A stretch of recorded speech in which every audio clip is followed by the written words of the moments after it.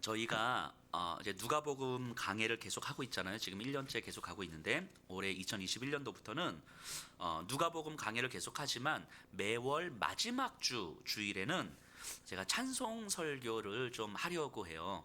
찬송 설교라는 게 뭐냐면 이 찬송가에 있는 곡들 중에서 한 곡을 정해서 이 곡이 어떻게 만들어졌고 믿음의 사람들에게 이 곡이 어떻게 불려졌고 그래서 이 찬송이 어떤 위로와 힘이 되었는지를 좀 살펴보려고 해요.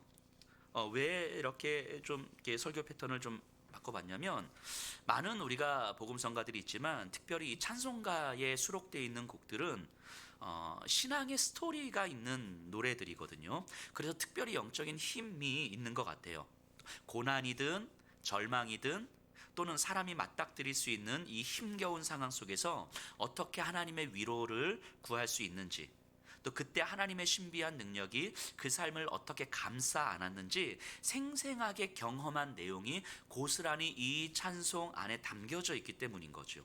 그래서 이 찬송가의 곡들은 단순한 노래가 아니라 살아계신 하나님과의 만남이며 이 땅에서 경험하는 하나님 나라의 고백이죠. 우리가 찬송가를 굉장히 오랫동안 불러왔지만 이 찬송가에 있는 곡들, 이 찬송가를 둘러싼 현장의 이야기들을 잘 몰랐던 것 같아요. 저도 마찬가지고. 그래서 찬송을 저도 계속 공부하고 있거든요, 요즘에. 어, 마틴 종교개혁자 마틴 루터는 이렇게 이야기했어요. 음악을 알지 못하는 사람은 목회적 소명이 없는 것이다. 이렇게 이야기를 했거든요, 마틴 루터는. 그렇게 따지면 저는 이제 목회적 소명이 없는 것 같긴 한데 그래도 이제 애써서 공부를 해보려고 합니다. 그래서 한 달에 한 곡씩 1년 동안 12곡의 찬송을 좀 함께 배우면서 묵상하려고 해요. 자, 노래를 한번 생각해 보세요. 노래라는 건요, 이 세상에서 어떤 것보다 조화를 추구하잖아요. 그 조화가 조금이라도 깨지면 그 노래는 더 이상 노래가 아니라 소음이 되는 거잖아요. 이 조화로운 상태, 완전한 조화를 이루고 있는 상태를 아름다움이라고 하죠. 아름다움. 그래서 우리가 사람의 얼굴을 볼 때도 눈 너무 이쁘고 코 너무 이쁘고 입 너무 이쁜데 눈, 코, 입이 조화를 이루지 않으면 아름답다고 하지 않는 것처럼 아름다움은 조화를 이루고 있는 건데요. 하나님의 창조 질서는 말씀으로 완전한 조화를 이루고 있는 상태였어요. 그래서 가장 아름다운 질서였죠. 하나님의 창조 질서는 그 가장 아름다운 것, 그것이 바로 하나님의 마음이잖아요. 그 마음 안에는 사랑이 담겨져 있는 거고요. 그래서 찬송은 하나님의 마음이죠. 찬송을 부른다는 것은 우리 마음의 어떤 말씀의 질서, 조화로운 질서를 이루기를 소망한다는 거예요. 찬송을 한다는 것은 내 마음이 말씀으로 조화를 이루기를 소망하기 때문에 우리가 찬송을 하는 거죠. 또 우리의 관계, 가족이든 직장이든 학교든 우리가 맺고 있는 관계와 삶이 조화를 이루기를 소망하기 때문에 우리는 찬송을 하는 거죠. 그래서 우리의 마음의 균형이 깨졌을 때, 마음이 질서 잡히지 않을 때, 관계가 흐트러지고 삶이 흐트러질 때, 그때 찬송은 우리에게 다시 조화와 균형을 이룰 수 있도록 도와줍니다. 그래서 찬송을 단순히 감정으로만 부르는 것이 아니라 하나님과의 만남의 경험으로 찬송을 고백한다면 찬송은 우리에게 매우 영적인 유익이 있을 거라고 생각합니다. 오늘 우리가 함께 묵상할 찬송은 내주는 강한 성이요거든요. 이 찬송은 종교개혁자 마틴 루터가 작사 작곡을 다 한 곡이죠. 이 루터는요, 매우 탁월한 신학자였고 언어학자였고 심지어 그림도 잘 그렸어요. 음악은 전문적인 훈련을 받았고요. 루터가 실제 만든 곡이 한 37곡이 된다고 해요. 천재 같아요. 이 루터가 만든 이 내주는 강한 성이요, 이 찬송을 이해하기 위해서는 루터가 살던 당시를 우리가 좀 이해를 해야 이 곡이 좀 더 이해가 될 것 같아요. 많이 알고 계시겠지만 이 마틴 루터는 이제 독일 출신이었고요. 중세의 교회가 타락의 절정을 달하고 있을 때 성경에 입각한 생각을 펼치기 시작하면서 종교개혁의 소용돌이 속으로 자신을 던졌던 사람이죠. 자, 중세 교회는요, 교황을 중심으로 교회가 권력이 된 질서였어요. 자, 교회가 권력이 됐다는 의미는 뭐냐면 힘이 강했다 이런 의미도 있지만 그리스도인들이 또 성직자들이 원래는 진리를 따르는 사람이잖아요. 그런데 그게 아니라 교회와 교회의 질서를 지키는 것이 신앙이 되어버린 시대. 그러니까 그리스도인 또는 성직자들의 사명이 교회를 지키는 거예요. 교회의 질서를 유지하는 거야. 이게 권력이 된 교회예요. 이게. 교회가 해야 되는 것이 교회의 질서를 지키는 거라면 그 교회는 이미 권력이 된 교회가 됐다라는 거예요. 중세의 교회는 이미 권력이 된 교회였어요. 그래서 중세의 모든 성직자들이 했던 게 뭡니까? 진리를 가르치고 진리를 살아가는 것이 아니라 교회의 질서를 지키는 거였어요. 그러니까 일반 신자들은요, 성경을 볼 수도 없었어요. 학문 언어인 그 라틴어, 일반 언어가 아니었던 라틴어로 된 성경을 사용했기 때문에 성직자들만 성경을 볼 수 있었고, 성경을 해석할 수 있는 권리는 교황에게만 있었어요. 바꿔 말하면 교황의 말이 성경의 권위보다도 훨씬 높았어요.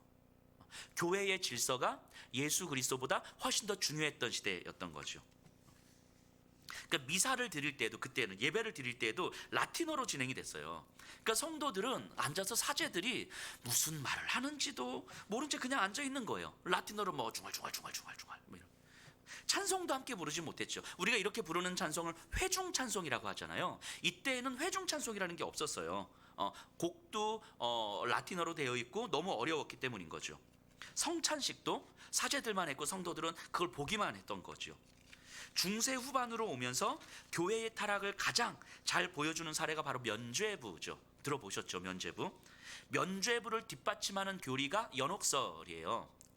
뭐 다 알고 계시겠지만 이때 당시에 사후 세계는 천국, 지옥, 연옥이 있었거든요.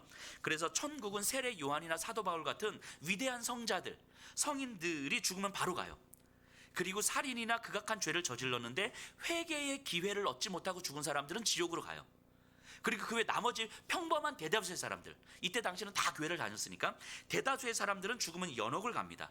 그리고 연옥에서 일정 시간을 보냈는데 이 일정 시간이라는 게 뭐 10년, 20년이 아니고 1000년, 10,000년, 뭐 100만 년 이런 거예요. 이 시간을 보내고 이렇게 움직이는 거죠, 천국으로. 근데 연옥에서의 고통은 뭐 지옥에서의 고통과 방불할 정도로 끔찍해요. 그러니까 사람들은 자기가 분명히 연옥을 갈 텐데 연옥에서의 시간을 줄이기 위해서 이 세상에서 하나님의 은혜를 받을 수 있는 공덕을 쌓아야만 했어요. 그 사람들은 그렇게 살았고요. 그리고 이미 죽은 우리 부모님이나 조상들이 지금 연옥에 있기 때문에 100만 년 연옥에 있으니까 지금 우리 할아버지는 당연히 연옥에 있을 거잖아요. 그러니까 자녀인 내가 공덕을 쌓으면 부모님의 연옥 생활을 이제 줄일 수 있는 거죠. 그러니까 미사를 드리는 것, 헌금하는 것, 또 성자들의 그 유무를 보는 것, 그래서 세례 요한의 두개골, 해골 뭐 이런 것들, 이게 진짜 세례 요한의 해골인지 아닌지 모르지만 그거 갖다 놓고 그거 보면 이제 공덕을 쌓게 되는 거죠.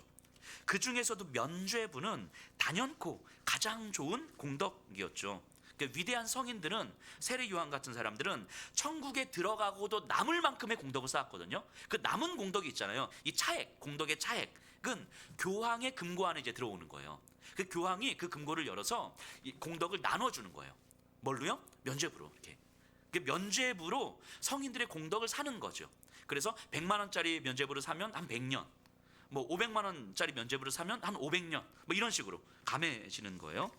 물론 면죄부는 처음에 이게 십자군 전쟁 때문에 십자군 전쟁에 참여한 사람들에게 이제 부여했던 것인데 이후로는 점점 이제 돈을 주고도 사게 됐죠.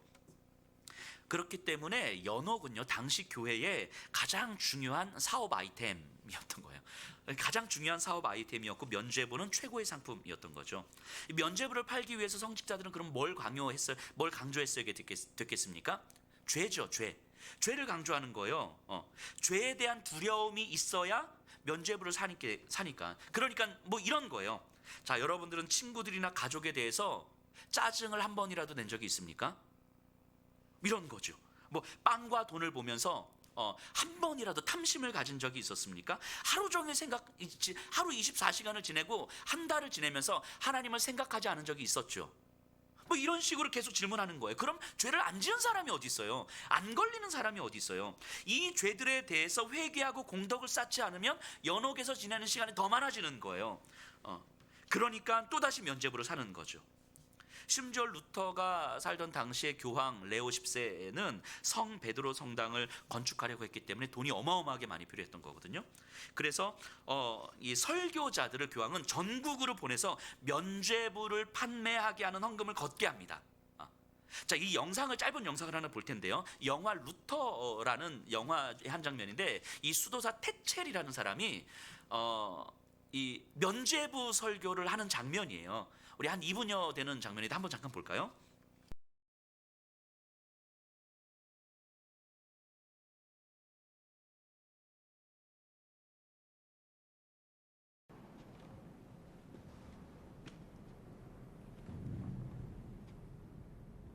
In heaven there is a treasure chest filled with merit. Merit from Christ Jesus, the Virgin Mary, and the saints who, through their holy lives, have merit to spare for us, poor sinners in need. Tonight that treasury is open to you. Do you not hear their voices? The screaming voices. Your deceased parents, grandparents, uncles, aunts, screaming, beloved child, beloved child. Because for a few coins, you can rescue them from their punishments and pain. Listen. Open your ears. Father calling to son, mother to daughter. When a coin in the coffer rings, a soul from purgatory springs. God-fearing man, do you have a coin for Christ? Yes.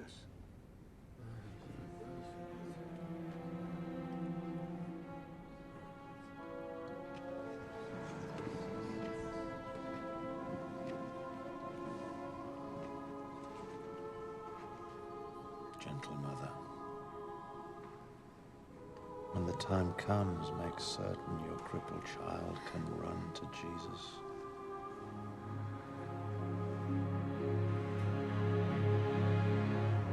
These learned monks are standing by to write down your name or the name of a loved one, dead or alive, on this, your passport to the celestial joys of paradise.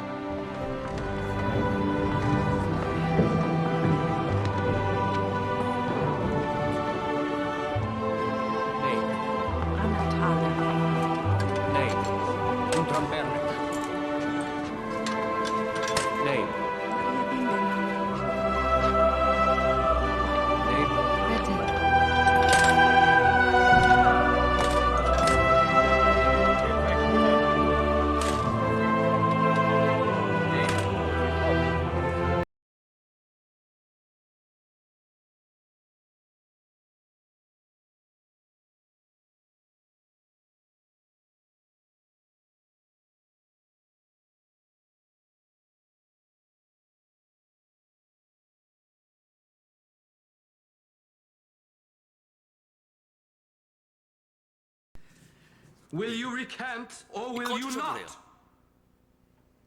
이건 좀 이따 볼 영상이에요. 자, 이 종이가 면죄부예요. 이거 꺼주셔도 되는데 영상. Since your majesty and your lordships desire a 예. 예. 아마 당시에 저 사람들은 면죄부 하나의 위로를 받았을 거예요. 성경에 나오는 과부의 두렙돈을 헌금하는 과부의 모습이 이 모습 아닙니까? 성직자들의 말을 그대로 믿어 자신이 가진 전 재산을 헌금하는 거예요. 예수님은 과부의 그 순수와 무지를 이용하는 탐욕스러운 종교 지도자들을 향해서 화를 내시는 거죠. 가진 것 전부를 드리는 헌신을 칭찬하는 게 아니라. 이 당시 어떤 수도사는 많은 사람들에게 위로를 줄 수 있다면, 그들이 이 고달픈 세상에서 위로를 받을 수 있다면 면죄부가 유용하지 않겠냐고 이야기를 합니다. 그때 루터가 이렇게 이야기해요. 저 사람들에게 우리에게 필요한 것은 위로가 아닙니다. 진리입니다. 이렇게 이야기합니다. 오늘날 우리도 마찬가지 아닙니까? 우리에게 필요한 건 위로가 아니에요. 단순한 위로, 괜찮다, 너 잘한다, 너 지금 마음 힘들지, 내가 위로해줄게, 이런 위로가 아니에요. 진리가 필요한 거예요. 그리고 진리는 우리를 위로해 줄 거예요. 진리를 모르는 위로는 결국 우리의 욕망일 뿐인 거죠. 루터는 계속해서 이야기합니다. 이 많은 사람들에게 이 면죄부를 사서 이렇게 막 이 위로를 받으려고 하는 사람들에게 이렇게 이야기를 해요. 죄를 지으면 지옥 갑니까? 그건 사탄의 소리입니다. 그런 소리를 들을 때마다 사탄에게 이렇게 소리치십시오. 나는 죄를 지었고 나는 죄인입니다. 하지만 나를 대신해서 죄의 값을 치르고 십자가에서 죽으신 분이 계십니다. 그분이 바로 예수 그리스도이십니다. 나는 그분이 계신 곳에 있을 것입니다. 이것이 진리고 우리에게는 진리가 필요해요. 이 면죄부 판매에 대해서 더 이상 참지 못했던 루터는요, 자신이 가르쳤던 비텐베르그 대학 문 앞에 대자보 하나를 붙여요. 그날이 1517년 10월 30이죠. 그래서 10월 마지막 주일을 우리는 종교개혁주일로 지키는 거예요. 그 대자보 내용은 이거예요. 사면의 능력의 선언에 대한 95개조 논제. 이게 95개조 반박문이라고 하는 거죠. 뭐 사실 이 대자보는요, 루터가 종교 개혁에 대한 의지를 가지고 쓴 것이 아니고 단지 면죄부 판매가 성경적으로 합당한지 토론해 보자고 붙인 토론 제안서 같은 거예요. 일반 대학에서 붙이는 그 대자보 같은 거죠. 그래서 당시 사람들은 알지도 못하는 그 라틴어로 쓴 거예요. 사람들을 선동하고자 했다면 독일어로 썼을 텐데 그러지 않았어요. 그런데 루터의 의도와는 다르게 이 95개조 반박문은 몇몇 사람들에 의해서 옮겨졌고 번역되었고 그리고 사람들에게 막 퍼지게 됩니다. 루터는 자신도 모르게 당시 교회에 대한 비판 세력 안으로 들어가게 되고요. 사람들은 루터의 생각을 더 듣기를 원했고 성경을 알지 못했던 사람들에게 루터에게 성경의 올바른 가르침을 가르쳐 달라고 막 사람들이 찾아오기 시작하죠. 그리고 반대 세력들과 끝없는 논쟁을 벌이게 됩니다. 그 과정에서 루터는 종교 개혁에 대한 생각과 의지를 싹 틔우기 시작합니다. 루터는 일반 신자들, 우리와 같은 일반 신자들도 성경을 스스로 알아서 신앙을 판단할 수 있어야 된다고 생각했어요. 그래서 루터가 했던 가장 큰 일 두 가지가 성경을, 라틴어로 된 성경을 독일 민중의 언어인 독일어로 번역한 것과 찬송을 만든 거예요. 회중 찬송을 만든 거예요. 당시에는 회중 찬송이라는 게 없었거든요. 함께 부를 수 있는 찬송. 이 회중 찬송을 코랄이라고 하잖아요. 코랄. 코랄 찬송. 이 루터가 독일에서 코랄 찬송을 만든 거예요. 많은 이 일반 신자들이 찬송할 수 있도록. 그래서 단선의 음률과 쉬운 가사로 찬송을 전단지로 만들어서 막 뿌리기 시작했어요. 루터의 찬송은 삽시간에 사람들 사이에서 퍼지고 불려집니다. 찬송을 통해서 루터의 사상을 사람들은 쉽게 접하고 알게 됐고 또 동조하게 됐어요. 아마도 이 찬송이 아니었다면 루터의 개혁적 사상이 사람들에게 그렇게 빠른 시간에 충분히 퍼지지는 못했을 거예요. 자, 루터의 가르침과 사상은 점점 더 확산되고 독일을 넘어서 유럽의 다른 지역에까지 확장되기 시작하면서 많은 사람들이 루터의 사상에 동조합니다.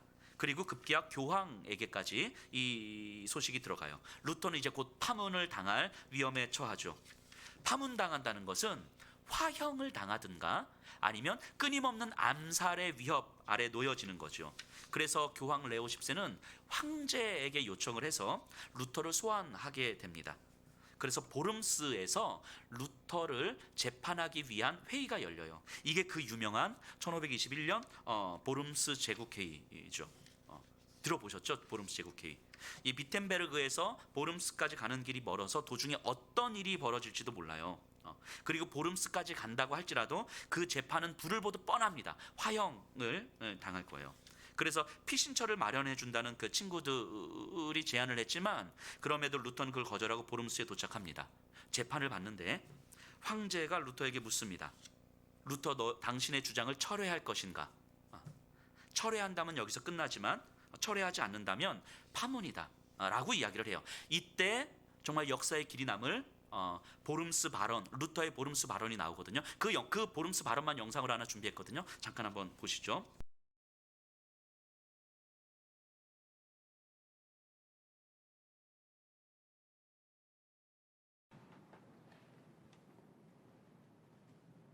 Will you recant or will you not?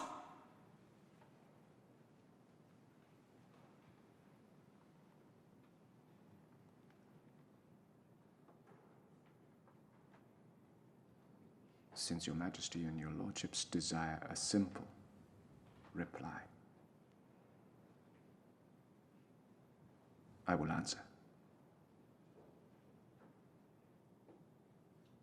Unless I am convinced by scripture and by plain reason, and not by popes and councils who have so often contradicted themselves. My conscience is captive to the word of God. To go against conscience is neither right nor safe.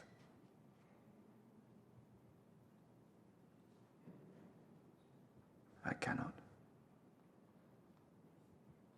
And I will not recant. Here I stand. I can do no other. God help me.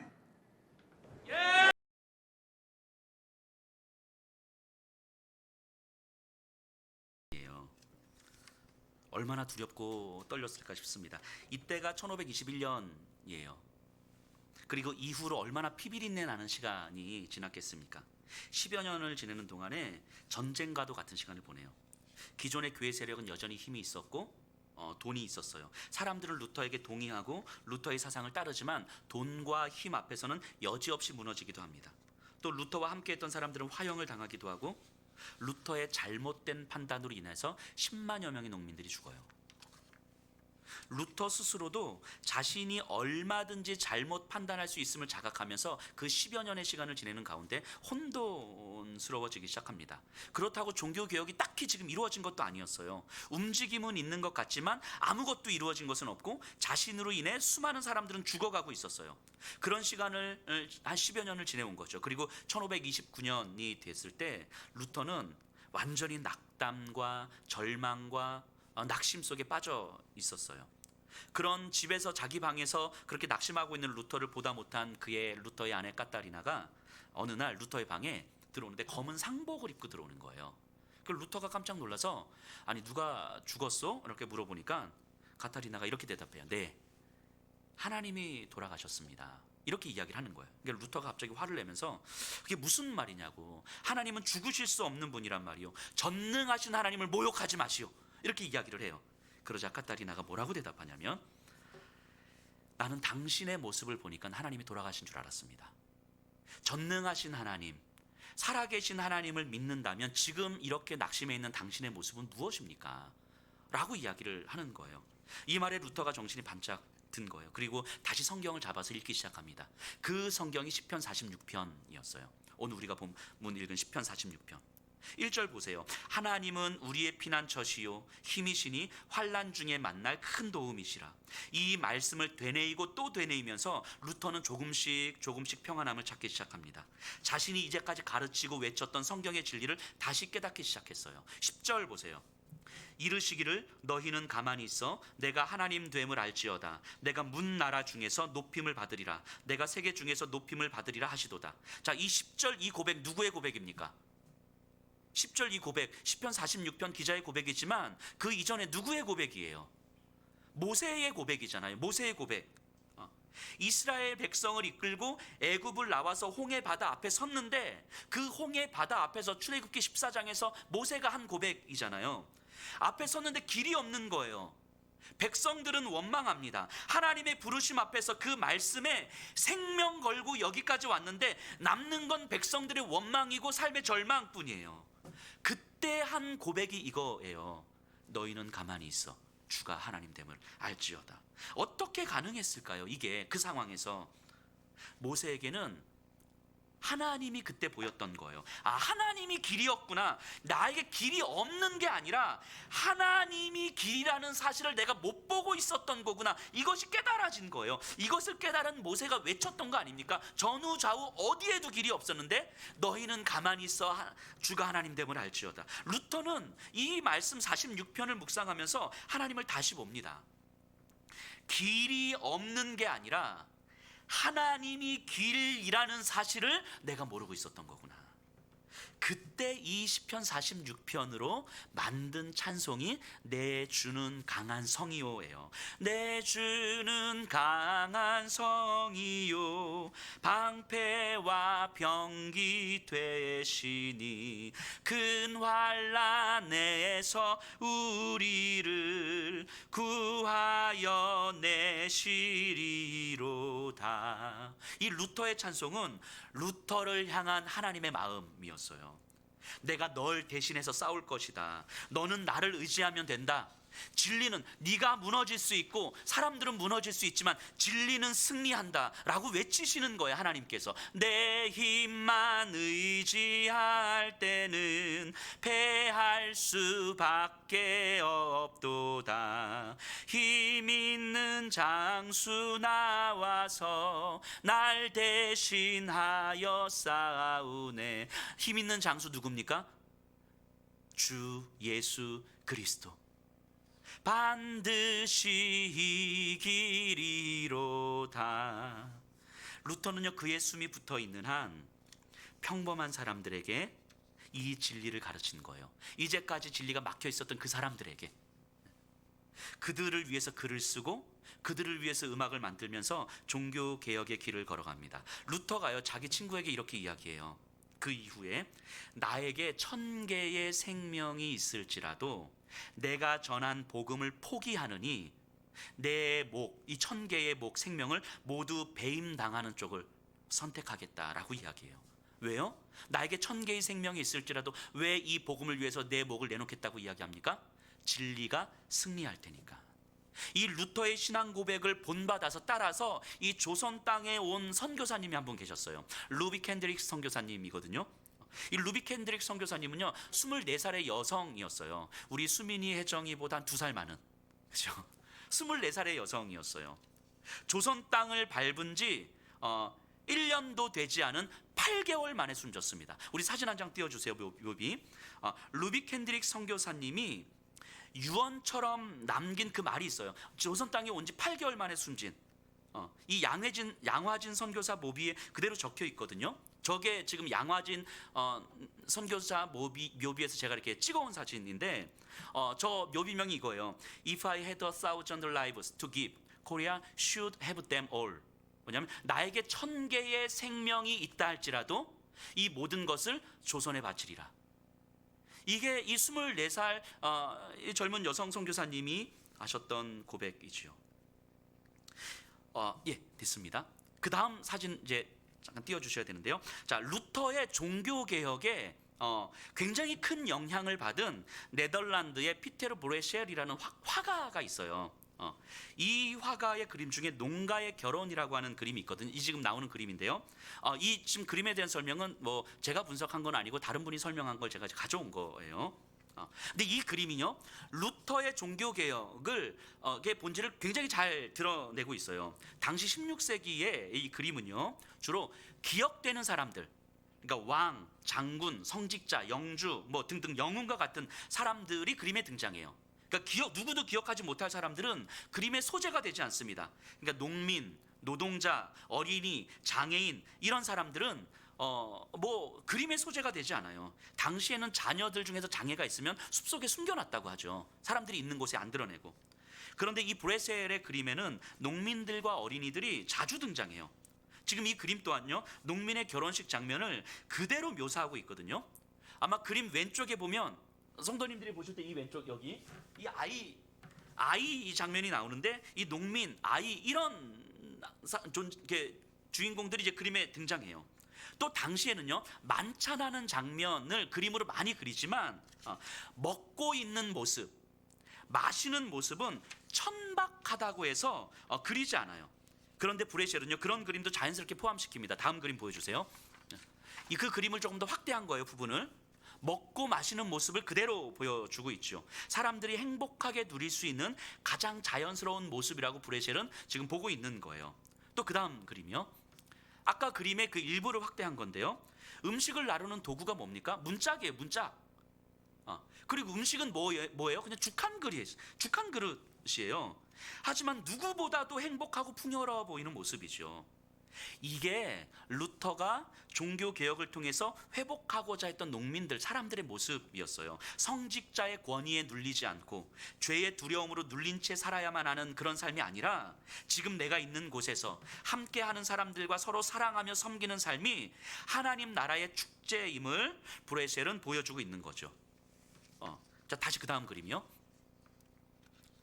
예. 아까 첫 그림 띄워주셔요. 첫 그림. 예. 이 그림에서 신랑 어디 있는지 혹시 아세요? 신랑? 이 결혼식인데 아까 잠깐 나왔었는데 왼쪽 옆에 뭐 항아리로 따르는 사람 있죠. 그 사람이 신랑이거든요.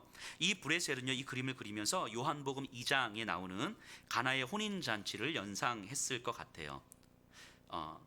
여기 결혼 잔치거든요. 그럼 당연히 뭐가 있어야 되냐면 포도주를 따라야 되잖아요. 자세히 보세요. 신랑이 따르는 건 포도주가 아니에요. 물입니다. 물을 따르고 있어요. 가나의 혼인 잔치에서 포도주가 떨어집니다. 얼마나 난감한 상황입니까? 이때 예수님이 하인들에게 항아리에 물을 가득 채우라고 말씀하세요. 물을 채우려면 먼 곳까지 물통을 지고 나르면서 이 수고를 반복해야 돼요. 근데 이 수고가 무슨 의미가 있는지도 모르는 거죠. 아무 의미 없어 보이는 이 고된 노동을 왜 해야 되냐고 볼멘 소리를 할 법도 하죠. 어쨌든 하인들은 물을 떠다 채웁니다. 그리고 손님들에게 이제 갖다 주는데 그게 포도주가 된 거예요. 사람들의 반응이 어땠습니까? 아니, 이렇게 맛있는 포도주를 이제까지 감추어 놓다가 왜 이제야 내어놓습니까? 라고 궁금하기도 합니다. 이 장면을 성경은 뭐라고 표현하냐면요, 요한복음 2장에서 연회장은 물로 된 포도주를 맛보고도 어디서 났는지 알지 못하되, 그 다음에 뭐라고 이야기할까요? 물 떠온 하인들은 알더라. 자, 물을 포도주로 만든 기적의 주인공은 예수님이 분명하죠. 하지만 예수님만은 아니죠. 예수님은 아무도 주목하지 않는 이 하인들과 함께 이 기적을 만든 거예요. 하인들은 물을 항아리에 채우는 노동, 아무 의미 없어 보이는 노동을 하면서 사실은 예수님과 함께 기적을 만들고 있었던 거예요. 브레셀은요, 이 그림을 보여주면서 어쩌면 물을 따르는 신랑, 음식을 나르는 얼굴도 보이지 않는 사람들, 먹고 마시며 당시 사람들에게 되게 천박하다는 소리를 듣고 있는 그 사람들, 세상에서의 삶은 고되지만 지금 이 시간이 행복한 저들이 예수님이 만드실 기적에 참여하는 그 하인들이라고 말하고 있는 거 아니겠습니까? 이제까지 교황과 추기경, 사제들에게만 허락된 이 종교적 의미들이 이제는 일반 농민들, 아이들에게까지 동등하게 허락된다는 것을 루터가 그리고 브레셀이 보여주고 있는 거 아닙니까? 이런 세상, 이런 교회, 이런 기독교를 회복하기 위해서 원래 예수님이 이 땅에 오신 것은 이 어린아이 한 명, 농민들 한 명, 죄인 한 명, 가늠한 여인 한 명, 세상에 아무도 주목하지 않는 그런 사람들 한 명 한 명이 함께 예수의 만찬에 참여하고 함께 먹고 함께 마시고 함께 진리를 듣고 진리를 살아가면서 하나님의 나라를 살아가도록 하기 위해서 허락된 것인데, 어느 순간 교회가 교회의 질서를 지키려고 하고 교회의 권위를 지키려고 하고 교회의 거룩함을 지키려 하기 때문에 사람들을 소외시켰던 역사가 천여 년 반복된 거잖아요. 그래서 정말 예수님께서 이 땅에 오셔서 하려고 하셨던 그것을 위해서 루터와 수많은 사람들은 생명을 걸었던 것 아니었겠습니까? 그 시대의 루터와 종교개혁자들이 발견했던 건 뭐냐면 사람이었어요. 사람, 하나님의 형상을 따라 지음받은 사람. 그래서 세상에 속한 이 사람들에게 하나님의 진리를 어떻게 알리고 어떻게 나누어 줄 것인가, 이게 종교개혁이었어요. 그런데 이걸 하려니까 기존의 교회의 질서를 지키려고 했던 사람들은 이들을 죽이려고 했던 거죠. 오늘날 교회를 개신교라고 부릅니다. 프로테스탄트라고 불러요. 프로테스탄트가 뭡니까? 저항하는 자들이라는 의미잖아요. 저항하는 사람들을 프로테스탄트 개신교라고 불러요. 어디에 저항합니까? 프로테스탄트들이 저항의 대상이 누구예요? 세상입니까? 세상 권력이에요? 아니에요. 교회예요. 교회. 교회가 저항의 대상이에요. 교회에 대항했던 사람들을 프로테스탄트라고 합니다. 잘못된 교회, 그리스도의 몸으로 존재하지 않는 교회, 교회가 진리를 가르치지도 않고 배우지도 않고 교회가 진리를 살아내지도 못할 때, 거기에 그 교회에, 그런 교회에 저항하는 사람들을 프로테스탄트라고 이야기하는 거예요.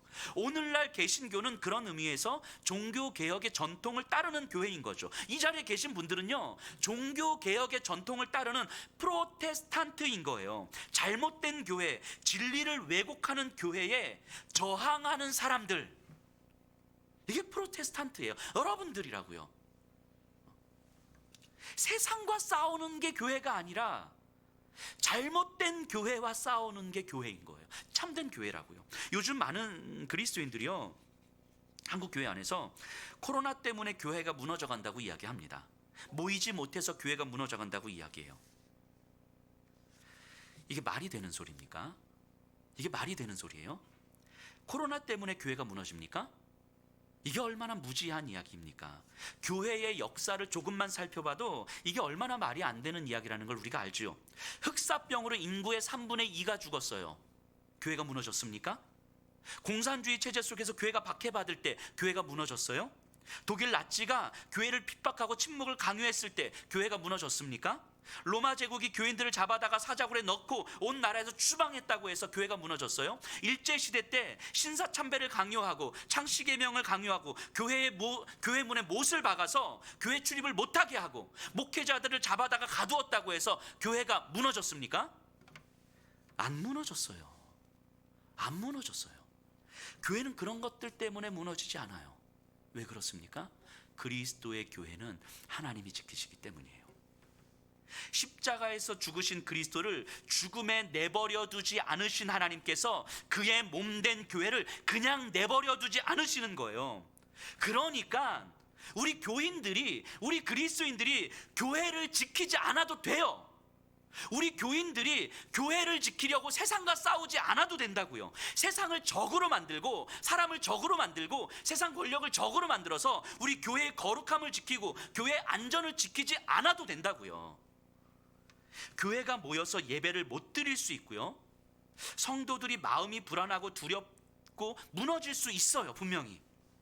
심지어 어떤 교회는 재정 문제로 인하여서 문을 닫을 수도 있어요. 그렇다고 해서 이 땅에 세워진 그리스도의 교회는 무너지지 않습니다. 이 땅의 그리스도의 교회는 무너지지 않아요. 지난 2000년 교회의 역사가 그걸 보여주는 거 아닙니까? 단지 우리는 세상과 싸우면서 세상과 대적하면서 교회를 지키는 게 아니라 우리는 진리가 무엇인지를 알고 진리를 가르치고 진리를 배우며 진리를 따라 주어진 오늘을 살면 되는 거예요. 그게 교회예요. 교회 재정을 어떻게 지킬 것인가가 아니라 이것이 진리를 따르는 길인가, 교회를 어떻게 안정적으로 만들 것인가가 아니라 이것이 다음 세대를 살리고 세상에 속한 사람들을 살리는 길인가, 이것을 고민하고 이것을 살아내는 교회를 개혁교회라고 하는 거예요. 우리 각각 개개인의 삶도 마찬가지인 거지요. 진리를 배우고 진리를 살아내시면서 억울할 수 있어요. 불안할 수 있어요. 하지만 그것이 성경에서 말하는 진리라면 충분히 기도하고 생각하고 또 생각해도 이것이 그리스도의 진리가 맞다면, 그래서 우리가 배우고 우리가 살아내는 방식이 다른 사람들은 아니라고 이야기하는데 그럼에도 불구하고 성경 속에서 우리가 계속 기도하고 나눔을 하는데 이게 그리스도의 진리가 맞다면 불안하고 두려워도 그냥 진리 따라가면 되는 거예요. 친척과 재물과 명예와 생명을 다 빼앗긴데도 진리는 살아서 그 나라 영원하리라 고백하잖아요. 다 빼앗겨도 그 교회는 그리스도의 몸이잖아요. 그리스도께서 자신의 몸을 어떻게 하셨어요? 다 찢어서, 다 깨뜨려서 이 세상 살렸잖아요. 교회가 그리스도의 몸이잖아요. 이걸 왜 지켜요? 왜? 이거를 깨뜨리고 이거를 찢고 이것을 흩어서 세상을 살려야 되는 거잖아요. 이게 그리스도의 몸 아닙니까? 다 빼앗겨도, 재물과 명예 다 빼앗겨도 진리는 살아서 그 나라 영원하리라. 이것이 우리의 믿음이고 우리의 고백 아닙니까? 진리에 우리의 삶을 걸고 이 땅을 살아가십시다.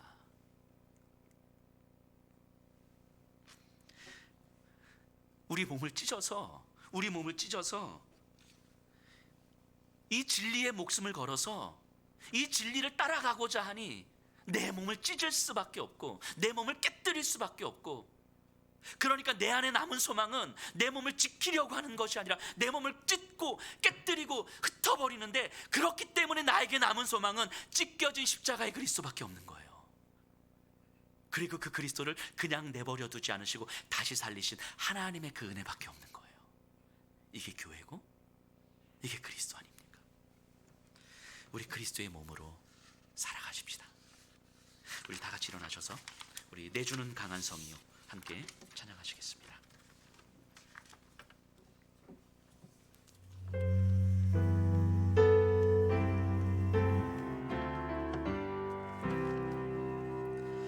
내주